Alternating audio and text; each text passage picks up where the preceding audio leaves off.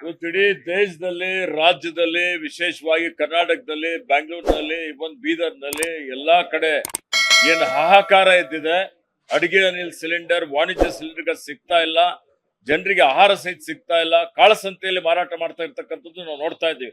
ಮತ್ತೆ ಪುನಃ ನಮಗೆ ಏನು ಕರೋನಾ ಸಮಯದಲ್ಲಿ ರೆಮ್ಡೆಸಿವಿರ್ ಇಂಜೆಕ್ಷನ್ ಕಾಳಸಂತೆಯಲ್ಲಿ 30,000 ರೂಪಾಯಿವರೆಗೆ ಮಾರಾಟ ಮಾಡಿದಂಥದ್ದು ಇದು ನಾವೆಲ್ಲ ನೆನಪಿಸ್ಕೊಳ್ತಾ ಇದ್ದೀವಿ. ಇದು ಅದಕ್ಕಿಂತ ಹೆಚ್ಚಿನ ಒಂದು ಗಂಭೀರವಾದಂತಹ ಒಂದು ಪ್ರಕರಣವಾಗಿದೆ. ಕೇಂದ್ರ ಸರ್ಕಾರ ಸಂಪೂರ್ಣವಾಗಿ ಇದ್ರ ಬಗ್ಗೆ ಆಲೋಚನೆ ಮಾಡಲಿಕ್ಕೆ ವಿಫಲವಾಗಿದೆ.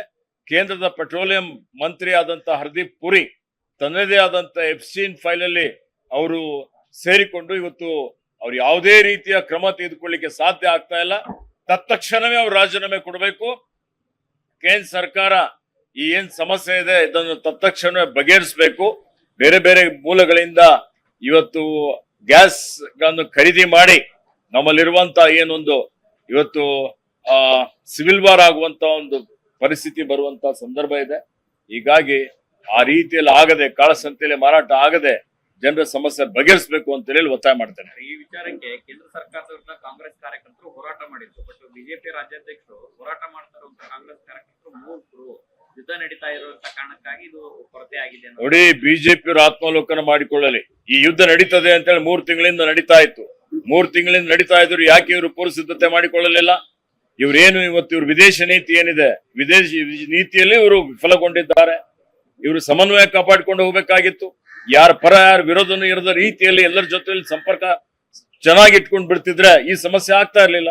ಬೇರೆ ಬೇರೆ ವಿದೇಶದ ರಾಷ್ಟ್ರಗಳು ಎಲ್ಲಿ ಇವತ್ತು ತೈಲ ಇರುವಂತ ರಾಷ್ಟ್ರಗಳು ನಮ್ಗೆ ತೈಲ ಸರಬರಾಜು ಮಾಡುವಂತದ್ದಕ್ಕೆ ಸಾಧ್ಯತೆ ಆಗ್ತಾ ಇತ್ತು. ಅದೇನೂ ಮಾಡ್ಲಿಲ್ಲ, ಕೈಕಟ್ಟಿ ಕುಳಿತುಕೊಂಡ್ರು. ತಮ್ಮದೇ ಆದಂತ ರೀತಿಯಲ್ಲಿ ಇವರು ಆಡಳಿತ ನಡೆಸ್ತಾ ಇದ್ದಾರೆ. ಹೀಗಾಗಿ ಇಂಥ ಒಂದು ಗಂಭೀರವಾದಂತ ಒಂದು ಸಮಸ್ಯೆ ಇಡೀ ದೇಶದ ಎದುರುಗಡೆ ಇದೆ. ನಿನ್ನೆ ನಡೆದಂತ ಸಿಎಲ್ಪಿ ಸಭೆಯಲ್ಲಿ ಸರ್ ಡಿಸಿ ಮತ್ತು ಎಸ್ಪಿಗಳ ವರ್ಗಾವಣೆಯಲ್ಲಿ ನಮ್ಮನ್ನ ಅಭಿಪ್ರಾಯ ಪಡೆದಿರುತ್ತಾನಲ್ಲ ಅಂತ ನೋಡಿ, ಯಾವುದೂ ಆಗಿಲ್ಲ. ಅದು ಆಂತರಿಕ ನಮ್ಮ ಪಕ್ಷದ ವಿಚಾರ ಇದೆ. ಎಲ್ಲವೂ ಸರಿಯಾಗಿದೆ. ಬಹಳ ಸೌಹಾರ್ದಯುತವಾಗಿ ಸಭೆ ನಡೆದಿದೆ. ಎಲ್ಲರೂ ಒಗ್ಗಟ್ಟಾಗಿ ಇವತ್ತು ಜಿಲ್ಲೆಯ, ರಾಜ್ಯದ ಅಭಿವೃದ್ಧಿಗಾಗಿ ನಾವು ಚರ್ಚೆ ಮಾಡಿದ್ದೇವೆ.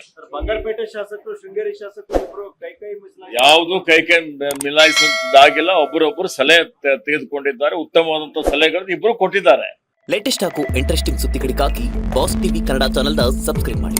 ಹಾಗೆಯೇ ಬೆಲ್ ಐಕಾನ್ ಪ್ರೆಸ್ ಮಾಡಿ. ಇದರ ಜೊತೆಗೆ ಫೇಸ್ಬುಕ್, ಇನ್ಸ್ಟಾಗ್ರಾಮ್, ಎಕ್ಸ್ ನಲ್ಲೂ ಮಿಸ್ ಮಾಡದೆ ಫಾಲೋ ಮಾಡಿ.